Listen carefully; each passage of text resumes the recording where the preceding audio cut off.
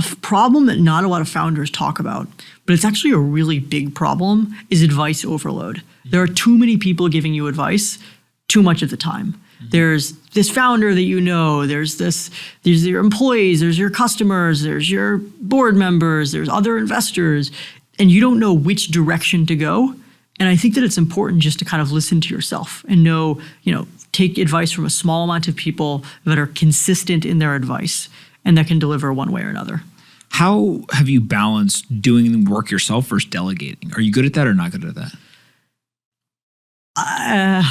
I'm not great at this. Okay. And the reason why I'm not great at this is because when you start to scale an organization, you're kind of playing this game of telephone. Mm-hmm. So you'll give work to a leader, and then that work will give that work to their team.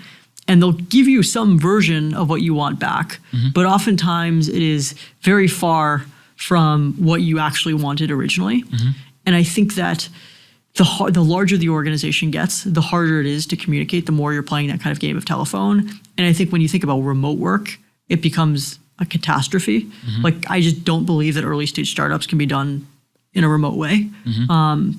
Maybe if you've been working with the team for a long time and like you have a lot of embedded trust and spend a lot of time with them in person, somehow it can get done. But I don't believe remote companies work because of this communication overlap. Mm-hmm. And when you see that you're not good at something, right, or you think, hey, I could get better at this, like, what are the steps you go through to improve on something like that? Are there specific things, like, do you go seek out an advisor? Do you go and try to find someone who is good at it that's like a founder? Like, what are you done to try to get better at something like delegation or whatever? So historically, I will call the person I think is best. Mm-hmm. And the nice thing is we've had lots of resources. The best founders, the best executives, the best investors that we can call and understand, how do you delegate? The challenge and why I'm not good at this is everyone has a different perspective. Mm-hmm. Everyone has different advice.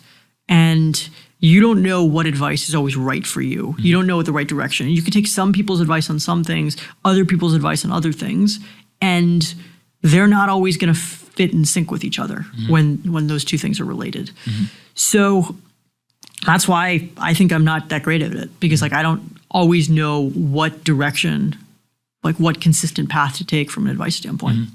Talk to me about the touch points with your executive team, right? So as you're running the business, do you meet with them once a day, once a week, once a month? Like what does that kind of cadence look like? And I think this is more a style, right? Is each business leader thinks about it differently. Some people want to, hey, I want to talk to you every single day. Other people say, look, we've got one big meeting on Wednesday for 3 hours. All the executives come together and we kind of review the business. How do you work? So we've gone through multiple different iterations of this. Like we've had executives, we've lost executives, we've worked without executives. I don't actually believe that, again, like early stage companies, like slightly post product market fit, work with like seasoned executive teams. So if you're pulling seasoned leaders out of, big companies and expecting them to work well in startups, it's a lost cause. It's not going to work.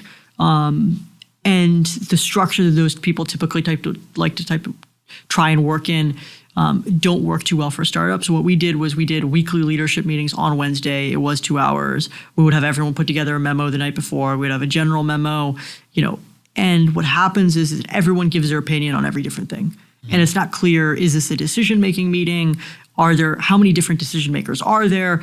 Everyone wants to feel like their input is heard on a particular decision. Everyone wants to feel like an owner of the decision. And you as the founder, the person that's running the meeting, is like going crazy because everyone wants to have their input on the thing. And certain people have different levels of impact on a particular decision. Mm-hmm. But if they're all in the meeting, their voices are all relatively equal, right? So if you're thinking about a product decision and your chief people officer is weighing in a ton on the product decision and she's the loudest voice in the room and your head of product isn't really talking too much, right, which is something that commonly happens in a leadership meeting, you're diluting that meeting, right? Mm-hmm. So you kind of need to either tell people like, hey, stop talking and this person's allowed to talk. How do you handle it? Is it you literally just right in the middle of the meeting say, hey, be quiet? So yeah, I started to do that. In the beginning, I was very polite. What I actually think works in the right structure doing this is leadership teams don't work as big teams. Mm-hmm. Like you have your group of functional leaders. Mm-hmm. So this could be 5 to 7 people. And then you have your S team.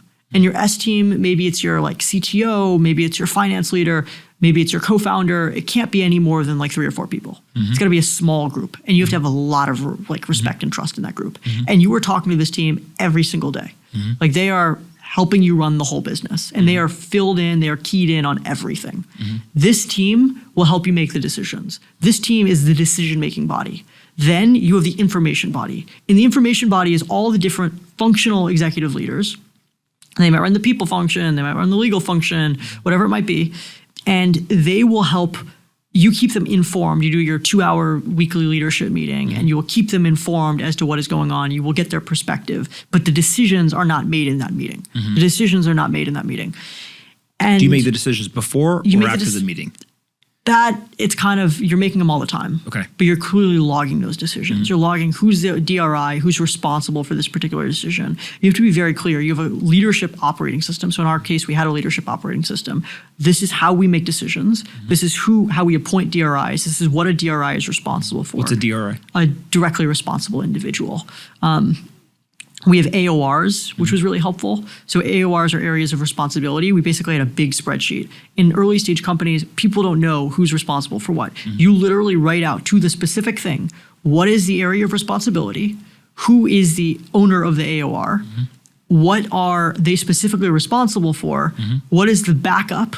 So who will, in the case they're not there, who's the person you go to? And then what is the process write-up? How do you go through this actual process? So the way it works is when someone quits, when someone leaves, when someone's out, it's really easy for people to swap in and take over transition AORs. And when you do all of this, how much are you having to train employees on it when they first show up? So a brand new employee, and you're saying, hey, here's how we run meetings. Here's how we do information sessions. Here's who the leadership team is that's going to actually make the decisions, all of that, versus it's more of, hey, you are an engineer, you are a marketing person, you are on the customer service team. Here's what you're going to need to know on a day-to-day basis. And then they'll kind of over time, through osmosis, essentially just pick up, okay, this is kind of how the organization works. So we did the latter, but moving forward, I think having a formal like week-long training program, even if it only works 1% of the time, that 1% will continue to compound. And hopefully it works much more than that, to here's how the company operates. Here's our culture. Here's how we view our values. Here's how we make decisions. All of those different things, and deeply embedding it, like almost having an onboarding class and making sure people get it right is really critical. And the other part to culture is like, how do you hold people accountable when they don't do things like that? How do you do it? We're still figuring out the specific, the right way to doing it, but it's usually rewarding people when they do. So we have Slack channels where we call people out for positively doing it. And then I always give people feedback of like, hey, I would have liked you to see this differently in a one-on-one setting. Like never criticize people in public. And how often do you have those feedback sessions or those one-on-ones? Are you doing that multiple times a day, all week long with various people in the company? Are you doing it just with the leadership team?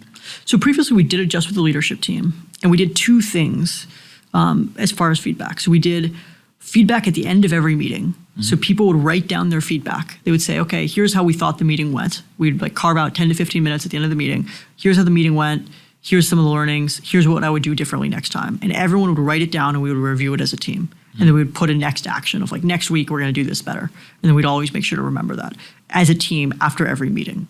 The second thing we did was on one-on-ones, I would do basically check-ins. So I would ask people, for specific like questions about how they would rate like working with us. So how do you feel our working relationship is this week? Is it a 2? Is it a 5? Is it an 8? Is it a 10? If it's less than 8, what would make it an 8 or higher? And you would score it. And you would do this like once a month or once every 2 weeks. And you would see the scores progressively change and get better over time. And when you saw the score low, is that your problem or their problem? I mean, it's sometimes both. You have to understand like what is the component part, like why. Sometimes it is your problem, sometimes it is their problem, and then you work out a plan. Like what is the next action? What are we going to do differently? Hey you, did you like this video? Great, make sure you subscribe, like the video, and see you next time.